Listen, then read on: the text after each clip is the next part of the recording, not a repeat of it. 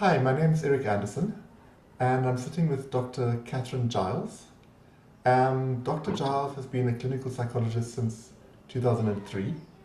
She has a PhD and has worked in public and private health settings, and currently in private practice, seeing individual clients for psychotherapy. Today, we are going to talk about polyvagal theory as a model on how to understand and regulate our nervous systems. Our focus will be muscular dystrophy, and in particular limb girdle muscular dystrophy. I have limb girdle muscular dystrophy type 2E. I've lived with it for more than 30 years. So Cathy, could you explain polyvagal theory to us? I discovered polyvagal theory and I really found it a useful map or model of the nervous system to help understand my own nervous system and to also help clients that I work with understand their nervous system, and then how to then intervene either in therapy with a client or with my own nervous system to support myself to feel calm and regulated. So the theory hypothesizes that there are kind of in evolutionary terms, more primitive aspects of the brain and more advanced aspects of the brain. And Porges, who developed polyvagal theory, Stephen Porges, he said that there are reptilian aspects of our nervous system which regulate our response to danger and safety. So they're constantly scanning the environment or our situation for cues of danger and safety. And the job of this structure, this brain structure, is to keep us safe. Whereas our mammalian brain structures are there to help us connect with others and to be social and to have social interactions with others. But there's a particular word that you use for scanning for danger or safety. Yeah. So Stephen Porges coined the term neuroception, and that helps us to understand that it's a neurobiological scanning that's happening, as opposed to like a psychological scanning, and that our neurobiology is sending cues to our brain about whether we are safe or in situations of danger, and that these cues are being sent at an unconscious level, so they're outside of our conscious awareness, and therefore they're outside of our conscious control. Could you give us some examples about that? I think any situation that is unfamiliar, our nervous systems will be scanning for danger, and probably because of the unknown circumstances, sending signals of threat. And that's why we might feel anxious in situations that are unfamiliar or with people we don't know. And whether you feel safe will determine how possible it is to connect, how open you will be to connection, and also whether you implement defensive behaviors that help you to feel safe and help you feel protected. So our nervous system is doing a very good job in helping us to be protected and to stay safe. And also past experience. So if you were in a busy street and you got knocked over or something really scary happened, that would be conditioned into your experience, and then perhaps similar situations would induce the same level of threat and anxiety when you return to that situation. So we constantly appraising our environmental cues against our past experience, and that also helps to determine whether we perceive danger or whether we perceive ourselves to be safe. Okay. And if you have a disability, we have more challenging sort of interaction with our environment. Stairs, for example, getting in and out of the bath, on and off the toilet, and there could be experiences there that would then activate that neuroception. Could you explain a bit more about that? Yeah, so I would say having a physical disability, there would be so many situations that induce cues of threat and risk and danger. What happens in your brain is that often creates a preparedness for danger that helps the nervous system stay safe. because there's a belief that I have to prepare for that danger in order to react to it. So I think that's the conditioning which happens. Whereas actually, if you're in a state of safety, and you're able to connect with others and you're able to behave in a pro-social manner, your nervous system will still get activated if there's an actual risk and if there's a situation where you do have to respond with your fight, flight, or freeze response. Just listening to you now, I feel relaxation in my body. Just to know that there's an explanation for some of the things that I've experienced. Could you Okay. speak a bit about the hierarchies in the brain and how it can move from safety to the From shutdown? danger to safety. Yeah. Yeah. So if you function from that primitive reptilian aspect of the brain, your responses are limited to fight, flight, and if there's no ability to fight or flee, the nervous system, according to this theory, will shut down because of experiences of overwhelm, and eventually because of extended hyperarousal in the nervous system, will need to finally rest, and so will go into a state of immobilization or freeze or what we call shutdown. And that is termed by polyvagal theory the dorsal ventral system. So we start functioning within the dorsal ventral system.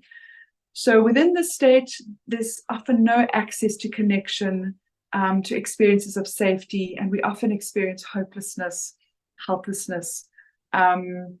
But we don't experience anxiety. So in a way, the shutdown state protects the nervous system from too much anxiety.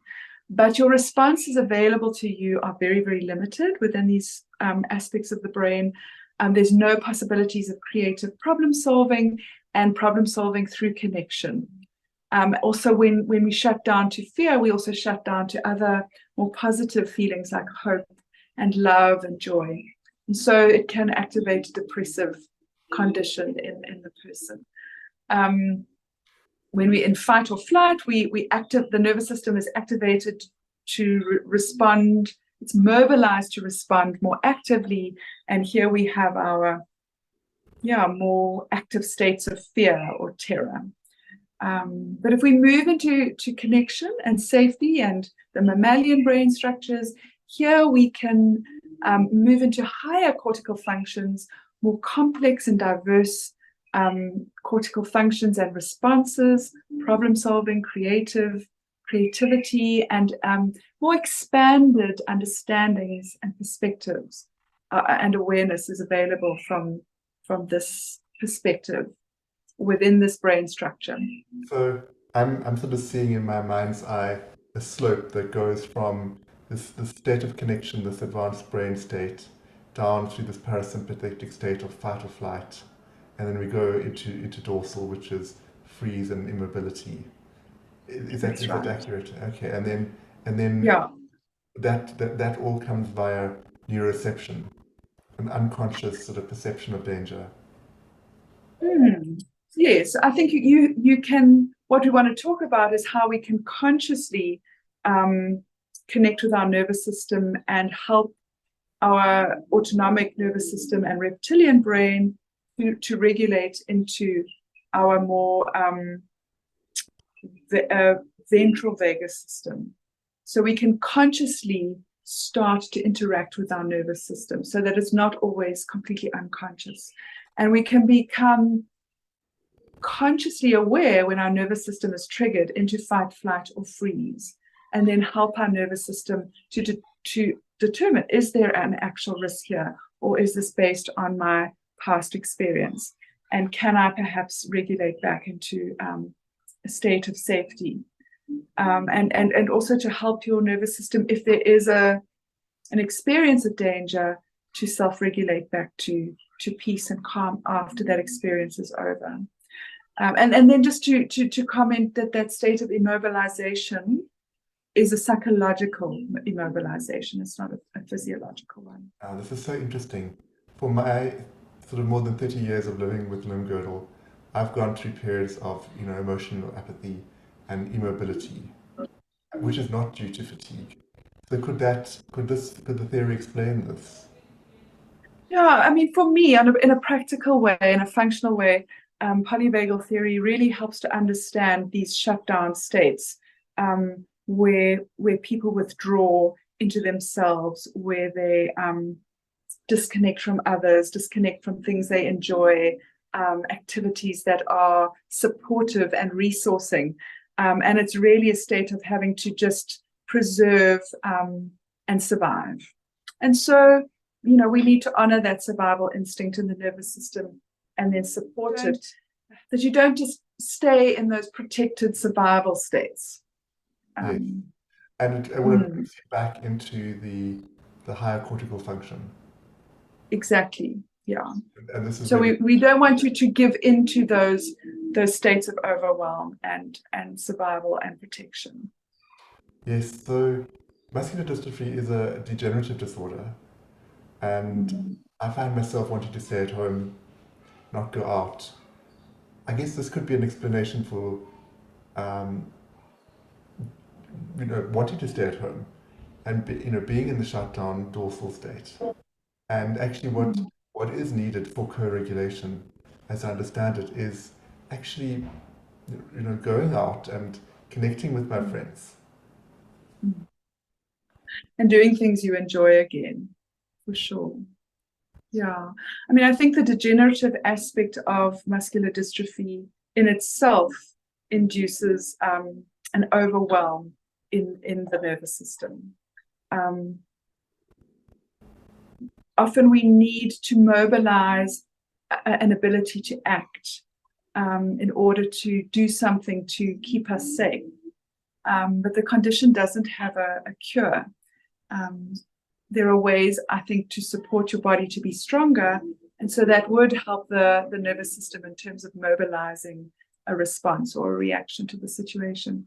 But often if there's no reaction that can be mobilized, if there's nothing you can do, then your nervous system would be more likely to go into a shutdown state, I would imagine.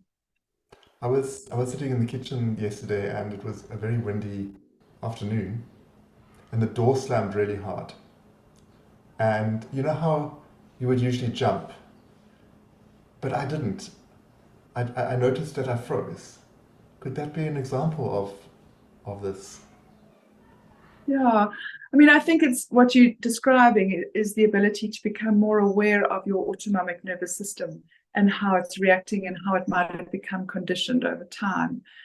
So what you're saying is that your normal startle response, which would be in your central, it would be your fight or flight response, and it would be a response of anxiety, was somehow numbed in your nervous system.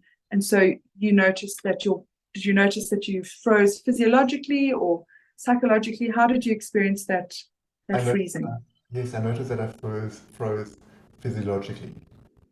Okay. My body tightened, Yeah. and I just stayed in one spot. Whereas I would have, when I had more physical ability, I probably would have jumped. Okay. Yeah. So even that heightened startle response might be indicative of like a highly alert nervous system. Someone who's mobile, who is able to respond, who isn't conditioned so much with anxiety and stress. They might not even jump if the door slammed. So we do say that one of the signs of PTSD or trauma in your nervous system is this increased startle response or heightened startle response.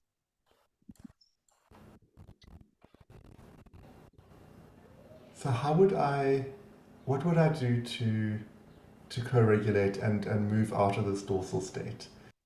So I think one of the things to start with is awareness, because your dorsal shutdown will want you to stay in that state because it's a state of safety and it's a not feeling state. So you don't have to feel difficult feelings when you shut down. But then, as we said before, you don't get to also feel good feelings, you don't get to feel loving connection, and you don't get to live a fulfilled life. But one of the first steps is to not give into that state. So to know that it's happening, to acknowledge it, to apply your awareness, and then to say, okay, I'm going to actively work to shift myself out of this. And then that's when it's really useful to have people, like safe relationships and people around you that are really supportive and understanding, that can help you to co-regulate your nervous system.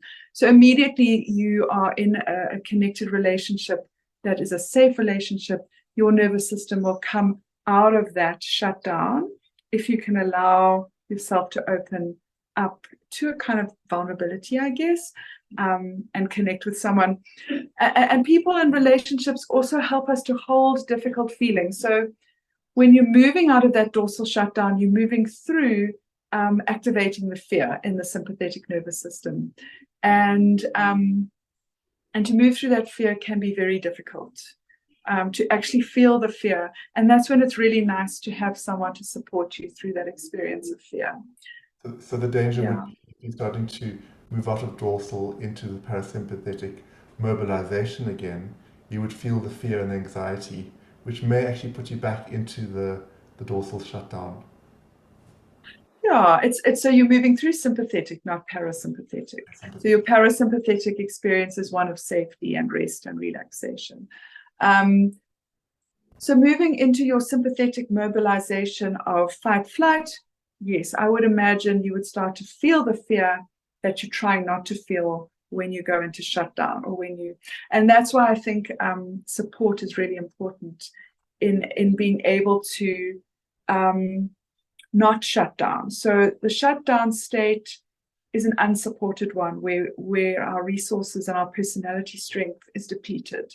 And so we often need support in having the strength to hold space for such difficult feelings. And it might not only be feelings of anxiety, it might be feelings of loss. I also think in terms of practical, physical equipment to help us to feel safe. If we're talking about neuroception and this unconscious recognition of safety, we would need our environment to be safe. And I've got equipment that helps me in and out of bed. I've got things that help me in the bathroom. I've got things that help me in the kitchen. But I'm at quite an advanced state of muscular dystrophy. But if you're not, you could have a seat raiser to help you get out of a chair. These are, and just the knowledge, just knowing that exists, that you've got that in place, would actually have a relaxing influence on the body. So, I mean, co-regulation is the term that is used to help us understand how people help us to regulate our nervous system, and also animals who are naturally self-regulated help us to regulate our nervous system. That one of the aspects that creates an experience of danger or threat is physical, the inability to do something physically, the physical disability aspect of muscular dystrophy, rather than the psychological consequences of the disability. And so what you're saying is that not only people help you to regulate, but these support structures, practical support structures, support your nervous system. Yeah, maybe you would call that self-regulation. Support. That self-regulation would be a good way of describing equipment that we would have and tools that we would have in the house or in the car, or even in the wheelchair, or perhaps even walking aids to help us with self-regulation of the nervous system and to keep us out of the immobilized, shutdown, frozen dorsal state. They help your nervous system to feel safe, and they enable you to stay in brain structures that can problem solve. Okay, if I'm in a situation where the door slams shut and I can't call for help, I have my phone with me and I can phone someone to come and open the door. So that sounds to me like you're able to problem solve rather than a fight-flight response. Does that make sense? Yes. This comes down to planning. With muscular dystrophy, one really needs to plan ahead and have structures in place in order to stay in a place of safety. Right. So I find myself being quite controlling and wanting to control the environment so that I feel I feel safe. I feel like I'm not losing any energy. Planning in advance sounds like you're able to do that from a place of safety. And what you're doing is supporting your nervous system.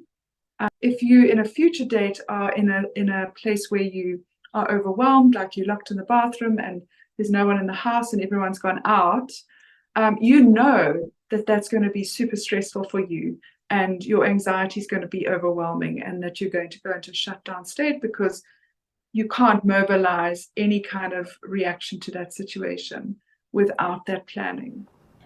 So when I was no longer able to keep up with friends, and I found that the focus was sort of on me, it's particularly a difficult time for a teenager or a young adult. Mm. Many of these illnesses start at those ages, perhaps even soon earlier.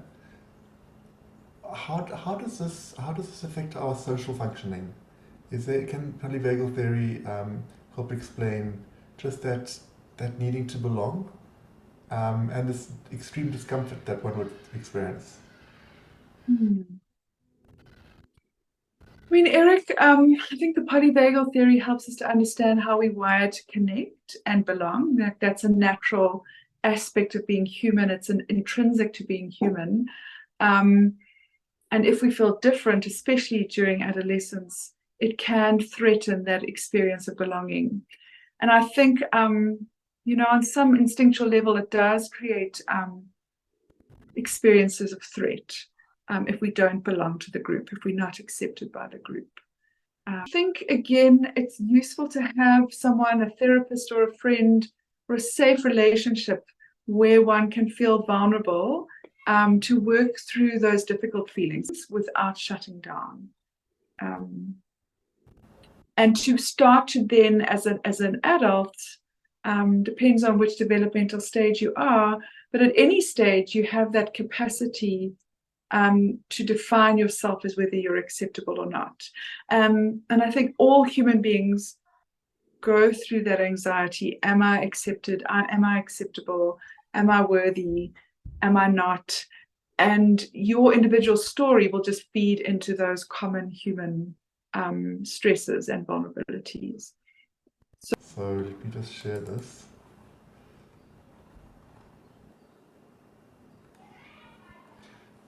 So what we have in front of us is our exercises to stimulate the ventral vagus system. Cathy, could you please tell us about these exercises, and how will they help us?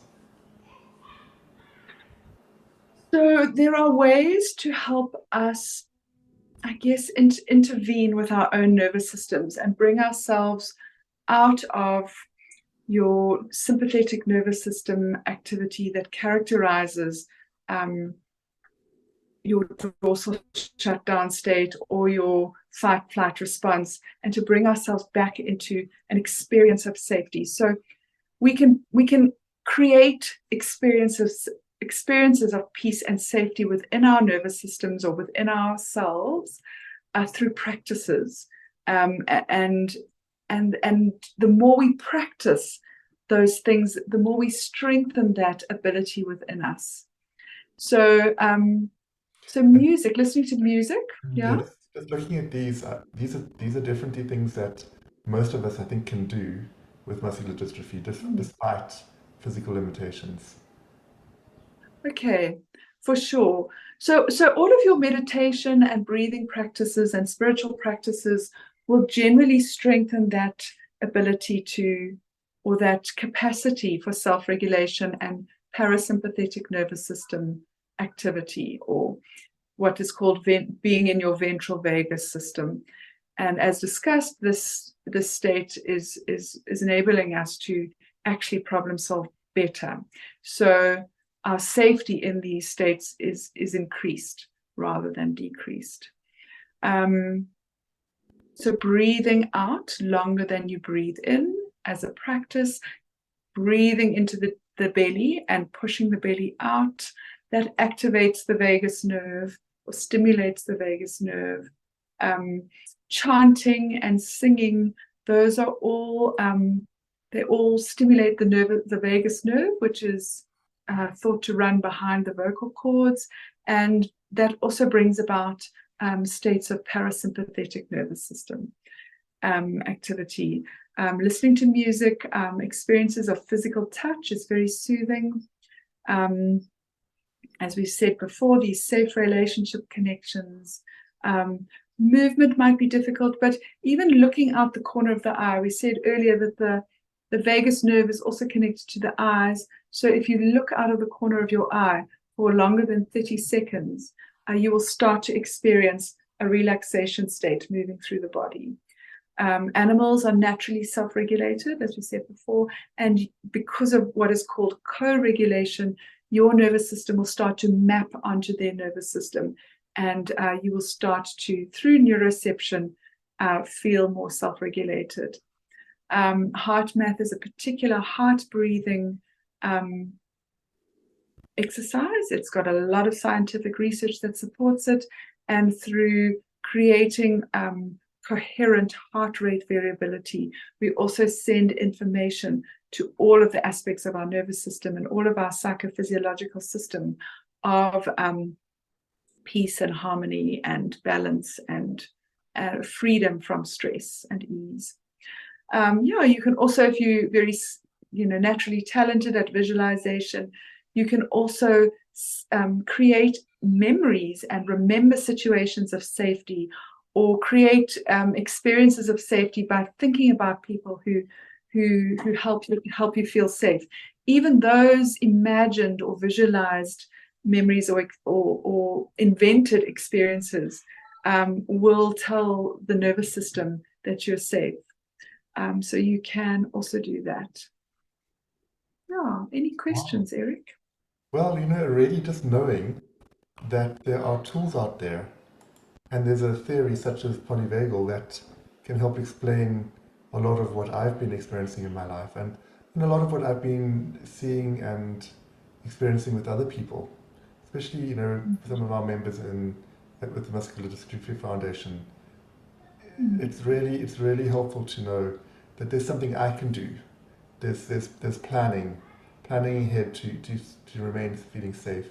There's the breathing that you mentioned, visualization, and these other methods that we can do to bring a sense of safety back, to move us out of these immobile states, and to help to manage our own disabilities.